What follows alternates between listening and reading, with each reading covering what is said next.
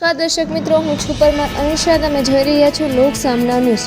તો જોઈએ આજના સમાચાર મેંદરડાથી અમારા રિપોર્ટર કેતન બાબરિયા સાથે. જૂનાગઢ મનપા અધિકારીઓનો ઐતિહાસિક નિર્ણય.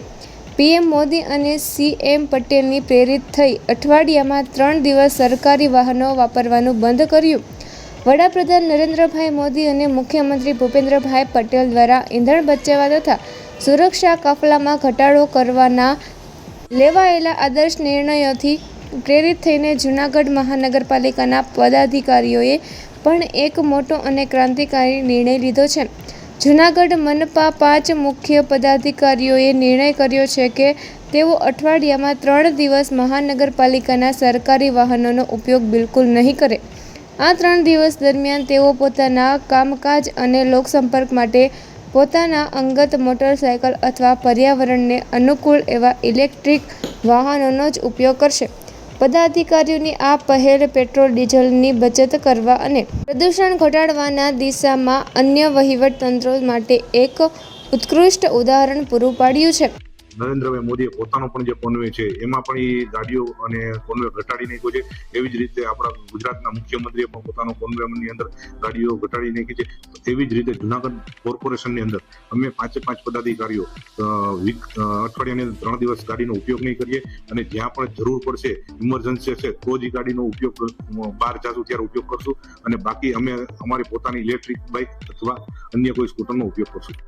દેશના પ્રધાનમંત્રી, યશસ્વી પ્રધાનમંત્રી શ્રી નરેન્દ્રભાઈ મોદીએ હમણાં થોડા દિવસ પહેલા જે 7 પ્રકારની જાહેરાતો કરી છે એ અંતર્ગત આ સરકારી વાહનો છે એનો ઉપયોગ કરવામાં કટોતી, એટલે પેટ્રોલ અને ડીઝલની જે બચત થાય, બચત કરવો એ ભારતીય સમાજનો એક સ્વભાવ છે અને એ આપણે કરી પણ શકીએ છીએ.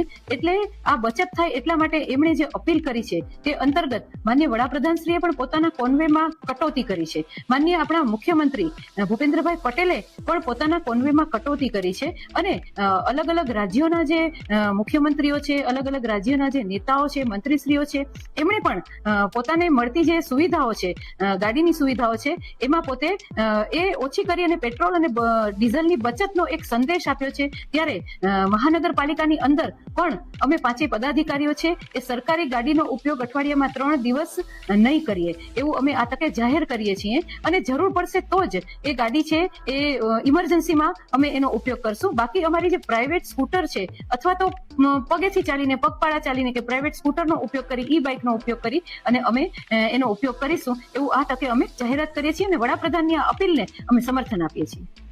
દેશના યશસ્વી પ્રધાનમંત્રી શ્રી નરેન્દ્રભાઈ મોદીએ સમગ્ર દેશવાસીઓને જે પેટ્રોલ ડીઝલની બચત કરવા માટે અપીલ કરી તે ધ્યાને લઈ માનનીય પ્રધાનમંત્રી શ્રી પોતે પણ પોતાના કોન્વેમાં ગાડીઓ ઓછી કરી છે. આદરણીય મુખ્યમંત્રી શ્રી ભૂપેન્દ્રભાઈ પટેલ સાહેબે પણ પોતાના કોન્વેમાં ગાડીઓ ઓછી કરી છે. તે ધ્યાને લઈ અને જુનાગઢ મહાનગરપાલિકા તરફથી અમને જે સરકારી ગાડી જે મળે છે તેનો અમે અઠવાડિયામાં 3 દિવસ ઉપયોગ નહીં કરીએ અને આ સરકારી ગાડી અઠવાડિયામાં 3 દિવસ અમે મૂકીને અમે ગાડી બીજી ઇલેક્ટ્રિકલ અથવા તો કોઈ પણ અન્ય ગાડીનો ઉપયોગ કરીશું.